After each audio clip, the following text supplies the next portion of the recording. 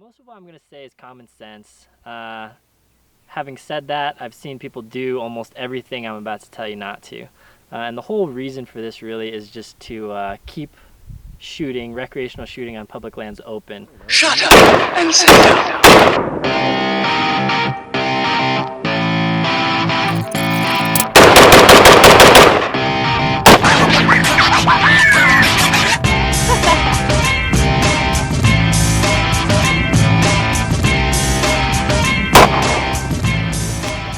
So people are always looking for a reason to shut down shooting spots, whether it's shooting up trees or leaving too much trash or whatever. And we, as the responsible shooter, really should just do everything we can to keep these places open because they're free to go shoot. It's nice, you can run whatever drills you want to, and it's just nice to be outdoors. So everything we can do to keep these places open, we really want to do that. And I'm going to give you some pointers on what you should and should not do out here on public lands.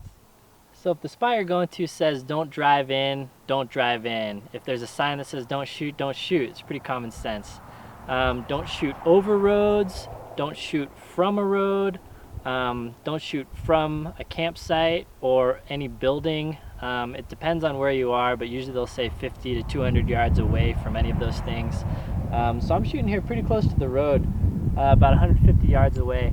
And this is one of my favorite spots, and sheriffs drive by and rangers drive by, and they've never hassled us except for the one time we drove out here before there was a sign. So as long as you know the rules, you can really shoot at some cool spots. You can find some cool areas to shoot on and run and gun, and nobody's going to harass you. So you're going to want to find a good spot with a good backstop here, so into a big hill or something like that. And make sure it's primarily dirt in the backdrop. And just shoot into it. You don't want to be shooting just on flat ground where the bullet could be going for, a mile down the path and you don't really know about it. So I shoot here. This is all dirt, but I wouldn't want to shoot on like this side. Where it's all rocks and stuff, because then you're worried about taking ricochets or something. So try and find a nice dirt backdrop. The taller hill, the better. And that'll make shooting safer and more enjoyable.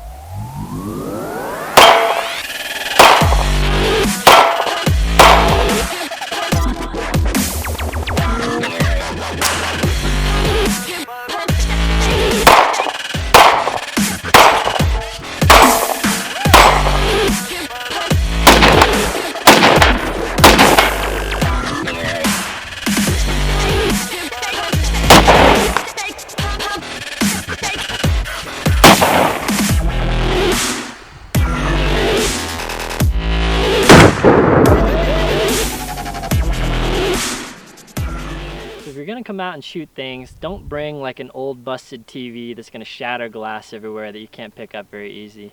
If you want to shoot fruit or whatever, that's fine. That'll biodegrade eventually. But try not to come out and shoot anything that's gonna leave like a huge mess. Also, if you come out and bring targets, don't put the targets up on live trees. If there's a dead stump, that's fine. If you want to bring target stands, even better. But try not to shoot up anything living, because that's another big thing that people look for if they come to a shooting spot and see a bunch of trees shot up, the tree huggers. And I'm not really a tree hugger, but I agree with them that we don't want to kill the forest. So try not to put targets up on live trees.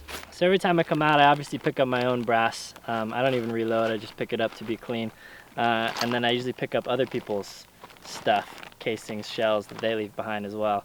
So always try to leave the place cleaner than it was when you came, and that'll help keep public shooting open on these lands. So also a thing to remember is know where you are, because you're going to be driving up in the forest and there's not going to be like, oh, I'm right by the 7-Eleven. So kind of pay attention to your mile markers or your cross streets. In case something does happen, you need to call an ambulance or whatever, you can tell them where to come, rather than just being like, oh, I'm out in the woods. So that's just a good thing to kind of keep in the back of your mind as you're scoping out spots, kind of know roughly where it is, and you can tell people where you're going. And then also, since you're going to be out in the woods, you probably are far from medical aid, so you're going to want to bring an IFAK, some trauma equipment. Like I keep one, I have another video, maybe I'll link to it, about the stuff I bring with me. So bring it, know how to use it. There's a lot of YouTube videos that teach you how to use this stuff, but also there's a lot of good medical courses you can take that kind of just break it down for you. So since you are further away, you're not at a range with, range admins and first aid kits there. You should be prepared and bring your own stuff. In addition to that, also bring water, snacks, all the normal stuff you'd be thinking about. And then if you're curious about where to shoot, Google is your friend. Forest Service, BLM sometimes. You almost always can't shoot in national parks.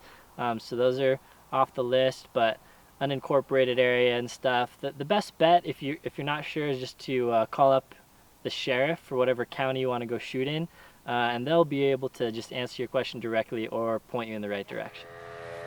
Guys, don't shoot the signs. You going? Yeah. Another big advantage is that it's beautiful out here.